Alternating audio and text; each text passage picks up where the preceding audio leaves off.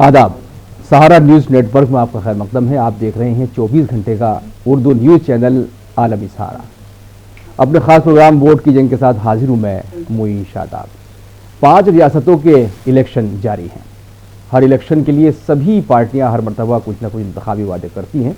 इस बार भी ज़्यादातर पार्टियों ने अपने इंतखाबी मंशूर जारी किए, लेकिन ये इंतखाबी वादे सच की ज़मीन पर कितने सही पाए जाते हैं और पार्टी आवामी मसाइल से कितना सरोकार रखती हैं, आज हम इसी पर बातचीत करेंगे। इस मौजू पर बात करने के लिए हमारे साथ इस स्टूडियो में मौजूद हैं हमारे कुछ पैनलिस्ट, जिसमें शामिल हैं रिजवान खान साहब जो बीजेपी लीडर हैं, और गौरव चाचरा साहब समाजवादी पार्टी के लीडर हैं, जबकि तरुण भारद्वाज साहब स्काइप पर हमारे साथ मौजूद होंगे। तो आइए शुरू करते हैं अपने खास प्रोग्राम वोट की जंग।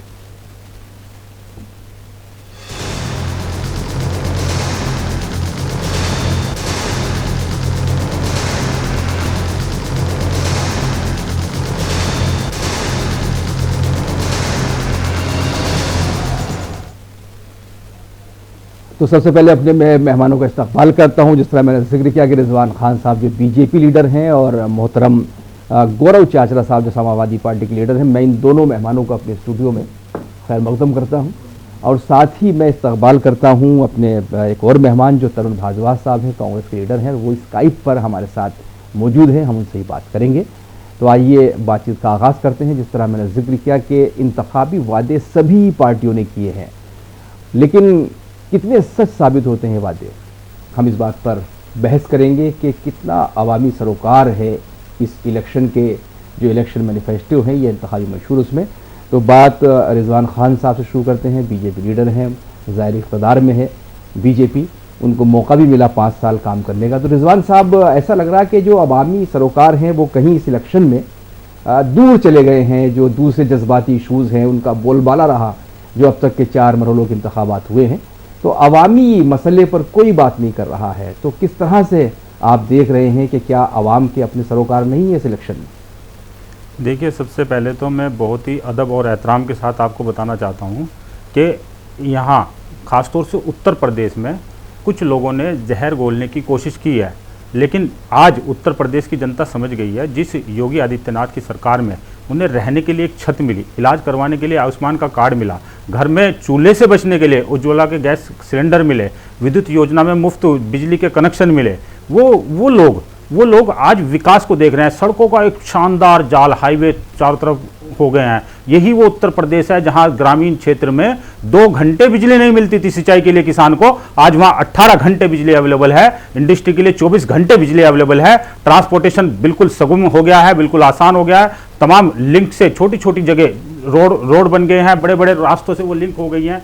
तो ये जो आज काम हुआ है, जनता उस विकास को देख रही है, योगी आदित्यनाथ के उस नेतृत्व को देख रही है जहां अपराधी आज थर थर। लेकिन रिजवान साहब, सवाल ये है जब इतना काम किया है आप लोगों ने और इतना कॉन्फिडेंस है, इतना एतमाद है कि सड़कों का जाल है, बिजली आ रही है, राशन मिल रहा है, तो फिर क्यों कहा जा रहा है कि साहब हमें वोट नहीं दिया तो केरल बन जाएगा, कश्मीर बन जाएगा, बंगाल बन जाएगा, या जो है बिल्कुल मिजाज ठंडा कर देंगे? इस तरह की बातों की जरूरत क्यों पेश आ रही है? ये समझने की बात है सिर्फ कि अगर विकास होता तो ये सब नारे नहीं लगाने पड़ते जो लगा रही बीजेपी। देखिए, मैं आपको बताना चाहता हूँ, यहाँ भारतवर्ष है और भारतवर्ष में क्रिया की प्रतिक्रिया का एक दौर रहा है। ऐसा नहीं है कि भारतीय जनता पार्टी के कुछ लोग, चंद चुनिंदा लोग जो हैं वो इस प्रकार की अनलगर बातें करते हैं। वो सभी संगठनों में, सभी जाति संप्रदाय में, सभी धर्मों में, सभी जगह उस प्रकार के लोग पाए जाते हैं जिन्हें कट्टरवादी कहते हैं। लेकिन वो कट्टरवादी मुट्ठी भर हैं हर जगह, उनका कोई बोलबाला नहीं उन कट्टरवादियों का, वो थोड़े से हैं। लेकिन वो क्योंकि नेगेटिविटी की बात कहते हैं तो बड़े कहते हैं कि वो नेकी 9 कोस और बदी 100 कोस,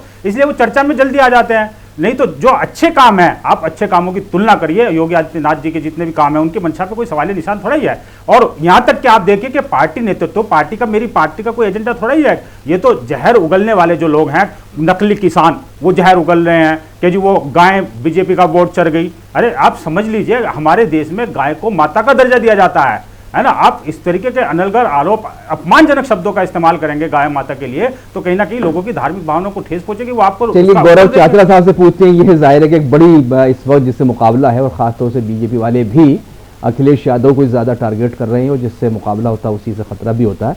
तो गौरव साहब ने जिक्र किया, हाईवेज का जिक्र किया, बिजली का जिक्र किया कि इससे पहले सरकार में होता ही नहीं था ये सब कुछ।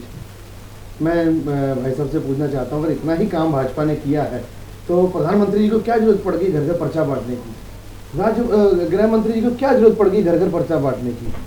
آج دیش پہ سنکٹ ہے، اتنی بھکمری ہے، اتنی غریبی ہے، اس پہ دھیان نہ دے کر کے یہ یو پی کے چناؤ پہ ان کا کنسنٹریٹ ہے، سارا کا سارا دھیان یو پی پہ۔ جب اتنا کام کیا ہے تو کیوں اتنی ٹینشن لے رہے ہو؟ آپ جیت جاؤ گے اگر اتنا کام کیا جنتا کے دل میں، اگر آپ نے جگہ بنائی ہے۔ ان کا کیا ہے، کیونکہ انہوں نے جنتا کے دل میں جگہ نہیں بنائی ہے، کوئی کام نہیں کیا، صرف اور صرف بھاشڑ بازی کی ہے، جملے پھینکے ہیں۔ جنتا اس بار پہچان گئی ہے اور 10 مارچ 2022 کو پورن بہمت سے آدرنیہ اکھلیش یادو جی کے نیترتو میں سماجوادی پارٹی کی سرکار بنے گی اور اکھلیش یادو جی مکھ منتری بنیں گے۔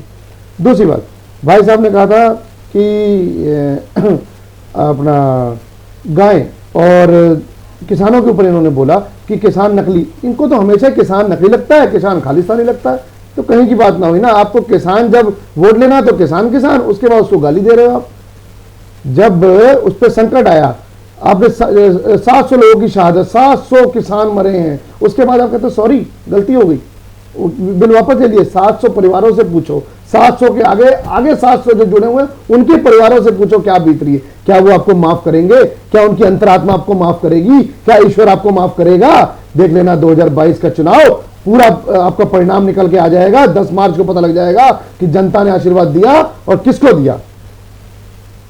دیکھیے رضوان صاحب، بالکل بات کی ابھی ہمارے گورو صاحب نے، لیکن ایک چیز اور ہے رضوان صاحب، مہنگائی بہت ہے، گیس کے سلنڈر کے دام بڑھے ہوئے ہیں، روزگار نہیں ہے لوگوں کے پاس، یہ سچائیاں ہیں، تو یہ بھی کہیں نہ کہیں اثر ڈال رہی ہے الیکشن پر۔ دیکھیے میں پہلے تو آپ کو بتانا چاہتا ہوں کہ ان کی بات کا جواب دینا چاہتا ہوں کہ وہاں کرل جیسی ودھان سبھا جہاں یادو بہل چھیتر ہے، ایس پی سنگھ بگھیل وہاں بھاجپا کی اور سے وہاں چناؤ لڑ رہے ہیں، میں بھی گیا ہوں، مجھے بھی جانے کا سوبھاگیہ پراپت ہوا۔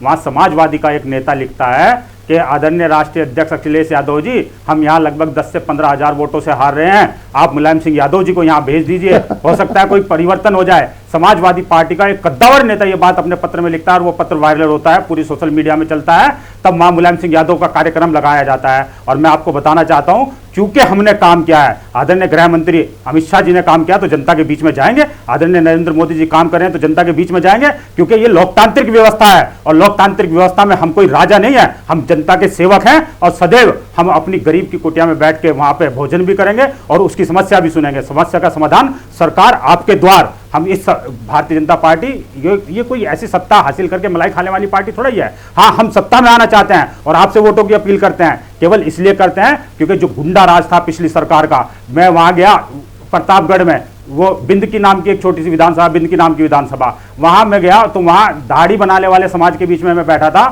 کہا بھیا یہ سرکار تو بہت اچھی ہے، پچھلی سرکار میں تو ایک وشیش سمودائے کے لوگ اپنا کام کرواتے تھے، فیس مساج کرواتے تھے، یہ کرواتے تھے، اور جب ہم پیسے مانگتے تھے وہ کہتے تھے لکھ لو، اور لکھ لیا، 2-4 بار لکھ لیا، اس کے بعد ہم مانگنے گئے تو تمنچا نکال کر ٹیبل پہ رکھ دیا۔ آج یوگی آدتیہ ناتھ کا نیترتو ہے، یوگی آدتیہ ناتھ کی سرکار ہے، بدماش دکھائی نہیں دیتا اور ہم بہت ہی اچھی زندگی جی رہے ہیں، جیون یاپن کر رہے ہیں، سمان مل گیا ہے۔ تو اگر پچھڑی برادریوں کا یہ کہنا ہے کہ ہمیں سمان مل گیا ہے، پچھڑوں کو بھی سمان ملا ہے، تو نشچت روپ سے 10 مارچ کو یوگی آدتیہ ناتھ بہمت کی سرکار بنانے والے ہیں اور شپتھ گرہن کے لیے میں آپ کو پہلے سے نمنترن دیتا ہوں اور اکھلیش یادو جی کو بھی نمنترن دیتا ہوں۔ صاحب ہمارے ساتھ موجود ہیں، ان سے ہی بات کر لیتے ہیں، اس کے بعد پھر بریک پہ جائیں گے۔ ترون بھاردواج صاحب ہمارا انتظار کر رہے تھے، اسکائپ پر ہمارے ساتھ موجود ہیں، کانگریس کے لیڈر ہیں۔ ترون بھاردواج صاحب دونوں لیڈر ہمارے ساتھ موجود ہیں، رضوان خان صاحب جو بی جے پی سے ہیں اور گورو چاچرا صاحب جو سماجوادی پارٹی سے ہیں۔ دونوں نے اپنی اپنی باتیں رکھیں، بات وہی ہوئی، میں نے کہا کہ مدعے کہیں نہ کہیں غائب ہے، نہ بے روزگاری کی بات ہو رہی ہے، نہ مہنگائی کی بات ہو رہی ہے، لیکن ان ایشوز کی بات ہو رہی ہے جن کا کوئی تعلق نہیں ہے اتر پردیش سے۔ تو کانگریس کہاں دیکھتی ہے اپنے آپ کو جب انتخابی منشور جاری ہو رہے ہیں اور عوامی وعدے کیے جا رہے ہیں، تو کانگریس کہاں ان سب کے درمیان خود کو دیکھ رہی ہے؟ دیکھیے کانگریس جو ہے ہمیشہ سے ہی عام جنتا کے ساتھ جڑی رہی ہے، آزادی کے بعد سے لے کے کافی سمے تک پردیش میں کانگریس کا شاسن رہا ہے، لیکن پچھلے 15 سے 20 سال میں جب سے اتر پردیش میں جاتی گت راجنیتی حاوی ہوئی ہے تب سے کانگریس کو ہار کا سامنا کرنا پڑا ہے، کیونکہ کانگریس جاتی گت راجنیتی نہیں کرتی ہے۔ اور پچھلے 2 چناووں سے میں یہ دیکھ رہا ہوں کہ اتر پردیش میں جاتی گت راجنیتی اتنی حاوی ہو چکی ہے کہ کسی اور سمسیا کے لیے، چاہے وہ بے روزگاری کی سمسیا ہو चाहे वो लॉ एंड ऑर्डर की समस्या हो, चाहे वो लोगों की पढ़ाई की हो, चिकित्सा की हो, इस तरह की समस्याओं के लिए कोई जगह नहीं बनती है। अब जो सामने आ रही है वो सिर्फ मस्जिद आ रही है, हिंदू मुस्लिम आ रही है, हरना आ रहा है, और इसी सब पे ही चारों तरफ राजनीति हो रही है। असली मुद्दों पे सारी राजनीतिक पार्टियां महिलाओं के उत्थान की नहीं होता। हमारी महिलाओं को आगे करके 40% टिकट जो है महिलाओं को दिए हैं, ताकि महिला सशक्तिकरण पे जोर दिया जा सके। और प्रदेश में उन्होंने बेरोजगारी और दूसरे मुद्दों को बहुत ही बखूबी उठाया है। दूसरी बात है कि प्रदेश में जातिगत राजनीति इतनी हावी है कि ये सारे मुद्दे नगण्य साबित हो रहे हैं। जी भारद्वाज साहब, सवाल ये है कि कांग्रेस पहचाननी, आपने भी जिक्र किया कि इधर जब से जातिवाद हुआ है, धर्म की राजनीति हुई है, नफरत की राजनीति हुई, तब से कांग्रेस को वोट नहीं मिल रहा है। तो ये मर्ज तो आपके हाथ आ गया, लेकिन इसका इलाज क्या है? आप इस जातिवादी प्रथा से कैसे निपटेंगे? जो ये धर्म की राजनीति, इससे क्या कैसे निपटा जाएगा? क्या हल है आपके पास? शादाब साहब, जातिवादी राजनीति या धर्म उन्माद से निपटने का तरीका थोड़ा पेशेंस रखना पड़ेगा, हमें थोड़ा पेशेंस रखना पड़ेगा। जब लोगों को, हमारी जनता को, प्रदेश की जनता को जब ये चीज समझ आ जाएगी कि धर्म उन्माद या जातिवाद व्यवस्था से प्रदेश का, देश का भला नहीं होना है, तब उन्हें याद आएगी कि हमने कांग्रेस का साथ हमेशा देना है, और अब भी देंगे और बाद में भी हमें। आपने कहा पेशेंस की जरूरत है, जो एक पूरी व्यवस्था बदली है उसका कहीं ना कहीं जवाब देना है, लेकिन जनता के दिमाग में तो ये है भारद्वाज साहब के देश जो है सुरक्षित हाथों में है, उनको प्रदेश से कोई मतलब नहीं है। वो लोग कह रहे हैं कि दंगे नहीं हो रहे हैं जैसे बीजेपी आई है, तो इसलिए मोदी जी अगर पेट्रोल के दाम बढ़ा रहे हैं तो कुछ ना कुछ अच्छा ही होगा। तो इस तरह कैसे निपट सकते हैं आप? फिर देखिए, देश भर में हर बेहिसाब दाम बढ़ रहे हैं, देश में हर तरफ अराजकता का माहौल नजर आता है। जहां देखो सिर्फ हिंदू मुस्लिम और जातिगत व्यवस्था की बात होती है, डेवलपमेंट की बात नहीं हो रही है, महिलाओं की बात नहीं हो रही है, महिलाओं के सशक्तिकरण की बात नहीं हो रही है, शिक्षा की बात नहीं हो रही है। सिर्फ हथियार खरीदे जा रहे हैं, सेंट्रल गवर्नमेंट हथियार खरीद रही है, कई लाख करोड़ के हथियार खरीदे जा सकते हैं, और मतलब हमारा ध्यान भटकाने की एक तरीके से ये साजिश रची जा रही है कि लोगों का महंगाई से, पेट्रोल के दाम ये जब $20 $130 के हिसाब से जब बैरल था, तब कांग्रेस ने इसे ₹70 तक मेंटेन करके रखा। आज जब काफी हद तक $30 से $40 था, उस वक्त भी हम ₹90 दे रहे थे।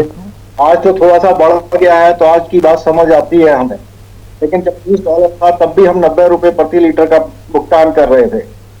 आप इसके लिए है कि हम हथियार खरीद रहे हैं, हम ये कर रहे हैं, हम वो कर रहे हैं, हम सड़कें बना रहे हैं, हम सब कुछ कर रहे हैं, हम ये बना रहे हैं।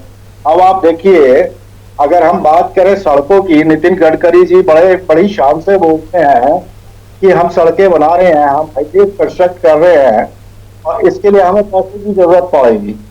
जब आप वाहन खरीदते हो तो आप 5% रोड टैक्स देते हो, उसके बाद टोल टैक्स आ जाता है। आज की डेट में पर किलोमीटर आप से ₹3 टोल टैक्स देना पड़ता है, जो जाम जनता पे सरेआम डकैती है।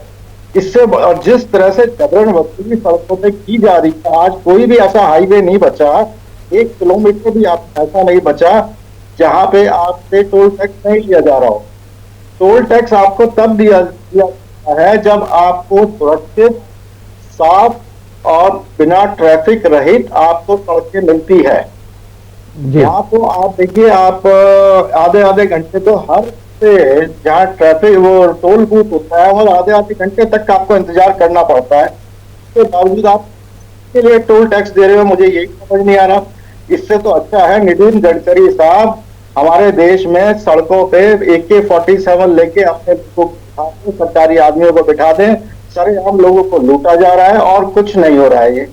जी, तो रिजवान खान साहब से पूछते, बीजेपी के लीडर हैं। रिजवान साहब, अभी एक्सप्रेस वे की बात आप भी कर रहे थे, अभी तरुण भारद्वाज साहब ने जिक्र किया कि बड़ा महंगा पड़ रहा है सफ़र, गाड़ी खरीदता है कोई इंसान तब भी टैक्स देता है, फिर रोड पर चल रहा है तो ज़बरदस्त टोल देना पड़ रहा है। और समाजवादी पार्टी कहती है हमने बनाए थे सारे एक्सप्रेसवे, सिर्फ फीता काट रहे हैं ये लोग। देखिए पहले तो मैं आपको बताना चाहता हूँ कि यहाँ पे एक पार्टी आई थी कि दलित मुस्लिम गठजोड़, उसने सत्ता में रही, सत्ता में आई, शासन किया, लेकिन मुस्लिमों का वोट हड़पने के बाद और शासन करने वाले वो लोग है ना, उन्होंने केवल दलितों को बढ़ाने का काम किया, बाकी जो है मुस्लिम को वहीं के वहीं छोड़ दिया। मुस्लिम बेचारा चारे की तरह इस्तेमाल हुआ। फिर एक पार्टी आई यादव मुस्लिम, उसने भी किया है ना। अभी एक मामले में वो 64 जिसमें सीबीआई जांच चल रही है, 64 पीसीएस प्रमोट किए गए, उस 64 में 54 जो हैं वो यादव समाज से थे, 10 अन्य थे, तो उस पर भी सीबीआई जांच चल रही है। तो ऐसे बहुत सारे काम आदरणीय मुलायम सिंह जी की सरकार में और आदरणीय अखिलेश यादव जी की सरकार में हुए। आउट ऑफ टर्न प्रमोशन कर देते थे लोगों का, सिपाही से सीधे इंस्पेक्टर बना देते थे, उसमें भी कोर्ट ने संज्ञान लिया, उसमें भी मुकदमा कायम हुआ, उसमें भी जांच चल रही है। तो ये लोग करते थे। तो मैं बता रहा हूँ कि पहले वो चली गई, आपको लग रहा है कि आज समाजवादी कंपटीशन में है, लेकिन मैं कांग्रेस के अपने मित्रों को मुबारकबाद देना चाहता हूँ कि आप निश्चिंत रहिए, जब जैसे बसपा का सुपड़ा साफ हो गया पूरी तरीके से, उसी तरीके से इस चुनाव में 2022 में बिल्कुल जो है हाशिए पर चली जाएगी समाजवादी। आपको 15 साल बाद, नहीं मैं उनके सवाल का जवाब जो है आपको ये कहने का सौभाग्य मिलेगा कि आप जो है बीजेपी से कंपटीशन में है। 20 साल तक भारतीय जनता पार्टी की सरकार कहीं भी हिलने वाली नहीं है और कोई कंपटीशन में आने वाला नहीं है उत्तर प्रदेश में। दूसरी बात, ये जो सफर की बात कर रहे थे, वो 2.5 मीटर के गड्ढों वाली सड़कें वो हमने भी देखी हैं और आपने भी देखी हैं। आज आप जाइए, आप नोएडा से सीधे लखनऊ ऐसे जाते हैं, जिस कॉस्ट पे हमें सड़कें अमेरिका में भी सड़कें नहीं मिलती है, सीधे सरपट जाते हैं। एक्सप्रेसवे बना है आपके लिए, यूपीडा ने बनाया है। और सुनिए मैं आपको बता देता, नहीं अखिलेश जी ने नहीं बनाया। अखिलेश जी सेफई महोत्सव होता था, मेरी बात का आप जवाब दीजिए। सेफई महोत्सव होता था जब से सरकार गई, जब से सरकार गई तो सेफई महोत्सव कहां चला गया? कहां चला गया सेफई महोत्सव होता था? क्योंकि आप सरकारी पैसे का दुरुपयोग करके अपने घर के अंदर बंदर बाट करने वाली पार्टी है समाजवादी पार्टी। आपने सरकारी पैसा जब तक आपके हाथ में रहा, आपने सेफई स्टेडियम बना दिया, सेफई गोल्फ कोर्स बना दिया, सेफई ये बना दिया, सेफई वो बना दिया। आज उनका उपयोग क्या हो रहा है? वो बंदर बाट हुई है सरकारी पैसे की। सेफई महोत्सव होता था, आप बुला के फिल्म एक्टर्स को मारना चाहते थे, मैं अब शब्दों का इस्तेमाल नहीं करना चाहूंगा, है ना। ऐसे लोगों को आप मारना चाहते थे सरकारी पैसे से। जब से आपकी सरकार गई है, सेफई का महोत्सव कहां चला गया? क्यों मेला नहीं लगाते आज वहां? क्यों लोग इकट्ठे नहीं होते वहां? क्यों फिल्म स्टार नहीं आते? यानी आप सरकार का पैसा, सरकारी पैसा, जनता का पैसा, मेरी और आपकी गाड़ी कमाई का पैसा दुरुपयोग करने वाले लोग हैं। इसीलिए आपको 2017 में नकार दिया गया और 2022 में भी आपका उससे बदतर हार होने वाला है, आप लिख के रख लीजिए। लेकिन एक्सप्रेसवे की बात हुई थी, अखिलेश ने बनवाया था, अभी हम गौरव साहब भी कह रहे थे, देखिए तो आप कह रहे हैं हम सफर कर रहे हैं उस पर। जितने भी निर्माण कार्य हो रहे हैं, ना तो इसे बीजेपी बनवाती है, ना इसे कांग्रेस बनवाती है, ना वो इसे नेतृत्व बनाता है। ये जनता का पैसा है, जनता के विकास में लगता है। तो आप जो कहते हैं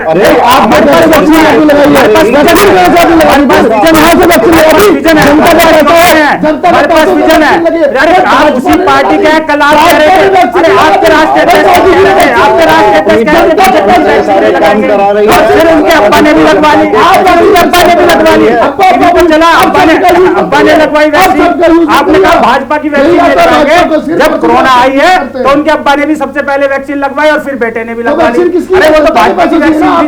हम तो कह रहे हैं, अरे हम तो यहाँ पे केवल जनता का राज्य, जनता का दायरा ही स्थापित करने आए हैं, लोकतंत्र की वास्तविक परिकल्पना। वरना यह हो सकता था मुलायम सिंह यादव का बेटा ही मुख्यमंत्री बनता, लेकिन एक साधारण मठाधीश, एक मंदिर में रहने वाले महंत वो आके मुख्यमंत्री बनते हैं। बताइए उनके मंदिरों का क्या होगा अगर मठाधीश बनने लगे मुख्यमंत्री, तो मंदिरों का क्या होगा? मंदिरों में क्या कीचड़ में कमल खिलता है तो आप कमल को कीचड़ में खिलने से रोकेंगे क्या? योग्यता कहीं भी हो, योग्यता का सम्मान होना चाहिए। ऐसा नहीं है भारद्वाज साहब को सुनते कुछ कह रहे हैं, सोनिया गांधी का बेटा राहुल गांधी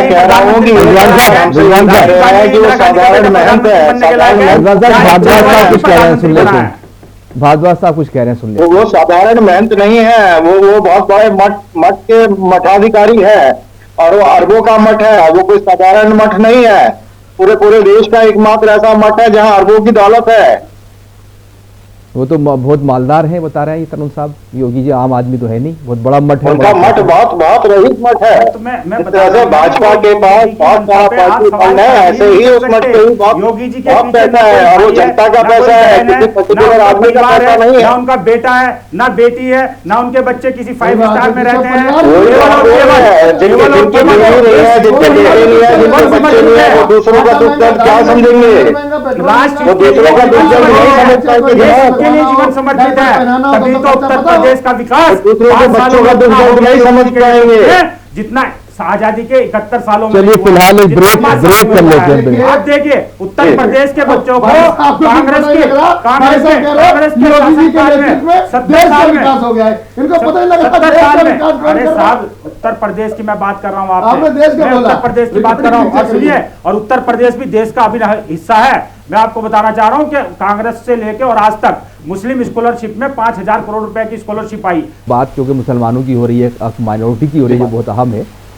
काफ़ी कोशिश की होगी कांग्रेस, हम इस बात को मानते हैं, लेकिन सवाल ये है कि जब मुल्क आज़ाद हुआ था तो उस वक्त 33% लोग मुसलमान मुलाजमतों में थे, सरकारी मुलाजमतों की बात कर रहा हूँ मैं। लेकिन उसके बाद 3% तक ये तादाद आ जाती है। एक बड़ी मुद्दत तक कांग्रेस ने हुकूमत की। तो ऐसा क्या हुआ कांग्रेस के ज़माने में? उस वक्त तो समाजवादी नहीं थी, बीजेपी भी नहीं थी। कांग्रेस के ज़माने में नहीं, this is over the period of time. Over the period of time जिस तरह से मुसलमानों की पॉपुलेशन बढ़ी है, सब कुछ बढ़ा है, जो हिंदुओं की पॉपुलेशन बढ़ी है, तो देश की पॉपुलेशन बढ़ी है। शायद देश इतनी जबरदस्त पॉपुलेशन को कोप अप करने के काबिल नहीं था जितनी तेजी से हमारी पॉपुलेशन बढ़ गई। लेकिन फिर भी हमने एक बुनियादी ढांचा तैयार करके दिया। बहुत सारी ऐसी चीजें रही हैं जिसको हम टाइटली नहीं ले सके बिकॉज ऑफ दी डेमोक्रेसी। एक लोकतंत्र है, एक जनहित की जो भावना है, जो हम 300 साल की गुलामी से जब निकल के आए हैं, उसके बाद चीजें हमारे लिए बहुत डिफिकल्ट थी, चीजों को टेकअप करना बहुत डिफिकल्ट था, जो धीरे धीरे हमने टेकअप की।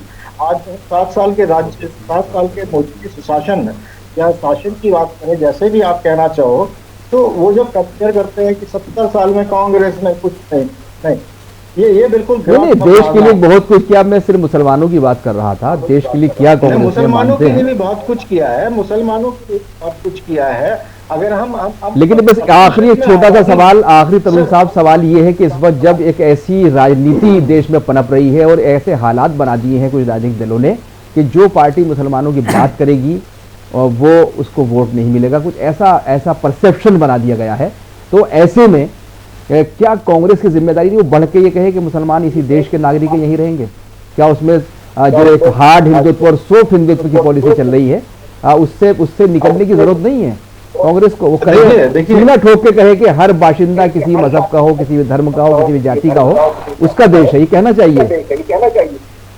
देखिए, धर्म उन्माद की राजनीति, अति उन्माद की राजनीति तो होनी ही नहीं चाहिए किसी भी हालत में। हमें पूरे देश की हर व्यक्ति को, बौद्ध हो, जैन हो, सिख हो, मुसलमान हो, हिंदू हो, सबको एक नजर से देखना पड़ेगा और सबके लिए ही हमें काम करना पड़ेगा। किसी एक पर्टिकुलर जाति के काम नहीं कर सकते, किसी एक पर्टिकुलर सेक्ट के लिए काम नहीं कर सकते। और जहाँ तक कांग्रेस का सवाल है, कांग्रेस ने मुसलमानों के लिए भी अच्छा खासा काम किया है और देश की जो बहुसंख्यक जनता थी हिंदू, उनके लिए भी काम किया है। तो दोनों ही सेक्ट तो हमने उत्थान का काम किया है, ऐसा नहीं है। हमने विकास की राजनीति की है, हमने डेवलपमेंट की राजनीति की है, हमने देश को बांटने की राजनीति की नहीं की, हमने देश को बनाने की राजनीति की है। चलिए तरुण साहब, शुक्रिया आपका। बस डिबेट थोड़ी देर में खत्म होगी। बस हम पहले गौरव चाचरा साहब से बस उनका आखिरी कमेंट ले लेते हैं कि इन तमाम चीज़ों में जब धर्म की राजनीति हो रही है, जब तमाम पुरानी चीज़ें उखाड़ी जा रही हैं, गड़े मुद्दे उखाड़े जा रहे हैं, एक दूसरे पर इल्ज़ाम लग रहा है, वहाँ अगर आप सच्चे उसकी इशूज़ की बात करें, लोगों की जो खरी समस्याएं हैं उनकी बात करें, तो उसमें ज़ाहिर है कुछ थोड़े से चरण और बचे हैं। उसमें किस तरह देख रहे हैं आप बाकी इलेक्शन को? देखिए, जनता पहचान चुकी है। पहले 5 चरणों में हमको जो जनता ने प्यार दिया, मैं उसके लिए आपके चैनल के माध्यम से जनता का धन्यवाद करता हूं। जो रुझान आ रहे हैं उसमें समाजवादी पार्टी दोहरा शतक मार चुकी है और 10 तारीख को क्लियर हो जाएगा। समाजवादी पार्टी पूरे उत्तर प्रदेश में सबसे बड़ी पार्टी उभर के निकलेगी और आदरणीय राष्ट्रीय अध्यक्ष अखिलेश यादव जी के नेतृत्व में समाजवादी पार्टी की सरकार बनेगी और वो मुख्यमंत्री बनेंगे। हमारा, देखिए भाई साहब ने बोला, सब ने बोला, अब योगी जी से कंपेयर करके हमारा जो मुख्यमंत्री है एमटेक है, फॉरेन से एमटेक है, तो जब एमटेक करके कोई फॉरेन से आया उसकी सोच कैसी है, दूरदर्शी सोच है, हमेशा डेवलपमेंट की बात करते हैं, वो कभी जाति की बात नहीं करते, कभी हिंदू मुस्लिम की बात नहीं करते। आपके चैनल ने भी कई बार चलाया होगा, हमेशा आप देख लीजिए जब जब मीडिया ने भी उन पर सवाल किया किसी जाति को लेके, उन्होंने डाइवर्ट मारा डेवलपमेंट को लेके। वो कहते हैं जाति मेरे लिए कुछ नहीं है, मैं डेवलपमेंट की बात करता हूँ। और सबका साथ सबका विकास, ये लोग क्या करेंगे, सबका साथ तो हम लोग कर रहे हैं, सबका विकास तो हम लोग कर रहे हैं। अगर एक्सप्रेस वे बना तो सबके लिए बना है, जनरल पार्क बना सबके लिए बना है, एलिवेटेड रोड्स बनी है तो सबके लिए बनी है, कन्या विद्याधन सबके लिए है। हर एक चीज में समाजवादी पार्टी जनता का साथ देती है। तो समाजवादी पार्टी इस बार पूर्ण बहुमत की सरकार बनाने जा रही है। समाजवादी पार्टी का जो वोट भाग गया था पिछले दिनों, क्या वो वापस आया है? जो उसका पारंपरिक वोट है, जिसमें किसी हम धर्म की बात नहीं कर रहे, जो एक वोट था, वोट बैंक, जो पिछले 2 इलेक्शन से उसका साथ नहीं था, देखिए वो कहाँ तक वापस समाजवादी पार्टी को इस बार मजे की बात तो ये है, सारे धर्मों ने वोट दिया, सारे धर्म का वोट मिला है। इवन की अयोध्या में भी समाजवादी पार्टी अयोध्या में भी जीत रही है। आपको बता दूं, आपके चैनल के माध्यम से जनता को बता दूं, समाजवादी पार्टी को सभी धर्मों ने वोट दिया, समाजवादी पार्टी को बहुत प्रेम मिला है। मैं धन्यवाद देना चाहता हूं, कोटि कोटि धन्यवाद देना चाहता हूं आपके चैनल के माध्यम से जनता का। जी रिजवान खान साहब, धर्म की बात छोड़ दीजिए, पिछली सरकार की बात छोड़ दीजिए, वो कौन से बिल्कुल इशूज़ हैं जिनकी बुनियाद पर लग रहा है आपको कि दोबारा फिर जो है सत्ता में बीजेपी की वापसी? वो इशूज़ कौन से हैं, वो कौन से काम हैं सच जिनको हम सच्चा मान सकते हैं? डिबेट के तौर पर तो हम कुछ भी कह सकते हैं कि स्पोक्स पर्सन के तौर पर भी हम अपनी पार्टी की बात करते हैं, लेकिन हम एक आम आदमी के तौर पर आप देखें खुद को, तो वो क्या इशूज़ हैं जिनका ताल्लुक सीधे जनता से है? देखिए, मैं अपने समाजवादी के मित्र की बात से ही बात शुरू करूंगा। इन्होंने सीधे ये कहा कि अखिलेश यादव ही मुख्यमंत्री बनेंगे यदि समाजवादी की पार्टी की सरकार आएगी, यानी पार्टी के राष्ट्रीय अध्यक्ष ही। और मैं आपको एक और चीज़ गारंटी के साथ बताना चाहता हूं कि 10 साल बाद अखिलेश यादव के बेटे ही इस पार्टी के राष्ट्रीय अध्यक्ष होंगे। वो मुख्यमंत्री बने ना बने, लेकिन वो भी मुख्यमंत्री के दावेदार होंगे। जिस प्रकार से कांग्रेस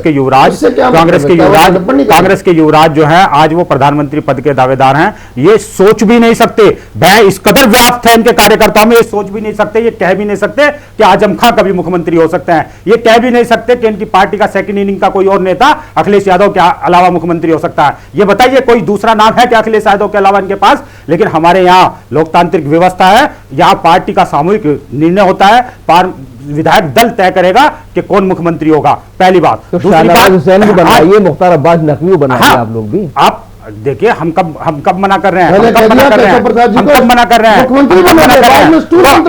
यहाँ जो है देखिए, उप मुख्यमंत्री आदरणीय केशव प्रसाद मौर्य जी उप मुख्यमंत्री हैं और बहुत बड़े दायित्व पे हैं, और आज भी मैं उनकी विधानसभा में रह के आया हूँ सिराथू में, और वहां के लोगों का कहना है कि 1 लाख से अधिक वोटों से जीत दर्ज होगी। आप लिख लीजिए, सिराथू में 1 लाख से अधिक वोटों से जीतेंगे सिराथू में। मैं तो भ्रमण करके आ रहा हूं, अब मेरा सौभाग्य है कि मुझे विधानसभा में जाने का अवसर मिलता है और जनता से कनेक्ट करने का मिलता है। अब बात करते हैं जनता की, साधारण जनता की बात। अभी मैंने एक वो नाई की दुकान की बात आपको बताई है कि उन्होंने कहा भैया कहते थे काम करवाते थे, लिख लीजिए। ये तो एक छोटी सी बात हो गई, और जब मांगने की बारी आती तो थोड़ा टाइट मांगा तो तमंचा निकाल के रख दिया। उसके अलावा जिस साधारण महिला को, गृहिणी बड़ी प्रभावित हैं भारतीय जनता पार्टी की सरकारों से, गृहिणी बड़ी प्रभावित हैं। जो गृहिणी, साधारण गृहिणी जिसे आज विधवा पेंशन भी मिल रही है, जो विधवा है उसे विधवा पेंशन भी मिल रही है, जो वृद्धा है उसे वृद्धा पेंशन भी मिल रही है। जो साधारण गृहिणी कल उसके अकाउंट में आज 500 रुपए सीधे चले जाते हैं। कल जो साधारण गृहिणी परेशान थी, आज वो साधारण गृहिणी यानी महिलाओं का वोट प्रतिशत भारतीय जनता पार्टी के साथ